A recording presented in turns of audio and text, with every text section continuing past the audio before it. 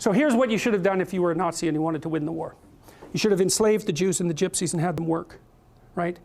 You should have had them work for the benefit of the victory, and then if you wanted to, you liquidate them afterwards. That's the logical thing to do if you want to win. And we assume that Hitler wanted to win. But that's not a very intelligent assumption. Why would you assume that?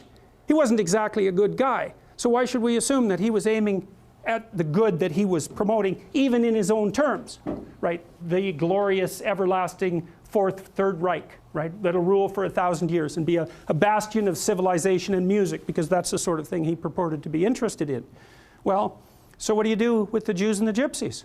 Well, round them up, fine. Enslave them, fine. You don't kill them. You certainly don't devote a substantial proportion of your war resources while you're losing to accelerate the rate at which the extermination is taking place. Because that's a bit counterproductive, unless what you're aiming at is the maximum possible mayhem in the shortest period of time. Well, so what happened as the Germans started to lose the war? Did Hitler lose faith in his own ability? No, he believed that the Germans had betrayed him with weakness. And so he was perfectly willing to accelerate the rate at which Germany was losing the war. And so when Hitler and his minions had the choice, here's the choice.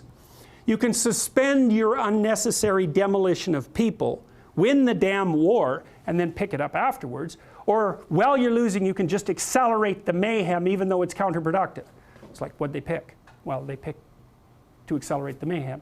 And so to me, there's an old psychoanalytic idea. I think this was derived by Jung. If you can't figure out what someone is doing or why, look at the outcome and infer the motivation. If it produces mayhem, perhaps it was aiming at mayhem. Now, you have to use that dictum carefully. If someone's irritating you, maybe it's because you're irritable and you should sort yourself out, but maybe it's because they're actually aiming at irritating you. And that's the actual motivation. So perhaps not, but it's another tool in your analytical armament. So, and so you see, well, and this is the thing about warfare that's so interesting about because you can attribute it to territoriality. You can attribute it to a war for resources. That's what the, I would say, wretchedly simple-minded economists presume. People fight over scarce resources. It's like, hey, we're a little bit more sophisticated than that. And first of all, what resources are you talking about? The bloody Inuit had nothing. They lived perfectly well. What did they have? Snow and seal blubber. People can live in unbelievably deprived conditions. And so the idea that there are natural resources that we fight over because there's a shortage of them is a pretty oversimplified view of human beings. It's like, well, why do people fight? Well, maybe they fight sometimes for good reasons.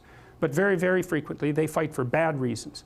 And those bad reasons are personal as well as sociocultural and economic. If you were a Nazi prison guard, for example, whatever pathologies you were carrying around in your destructive little soul, whatever element of Cain was deeply embedded in you, had the opportunity to be manifest fully at every moment of your waking existence, right? You had these people who were completely beholden to you with no rights whatsoever, to whom you could do whatever your evil little heart determined. Think, well, maybe that was a motivation for putting them there to begin with. And all the cover story about, well, we're trying to build the Third Reich and we're trying to stabilize the state and we're trying to do all these good things. Maybe that's just a cover story for the real motivation, which is nothing but what?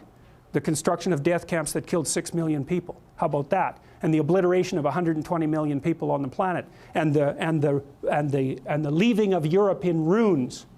Maybe that was the motivation. Or are we going to attribute to Hitler the highest possible motives?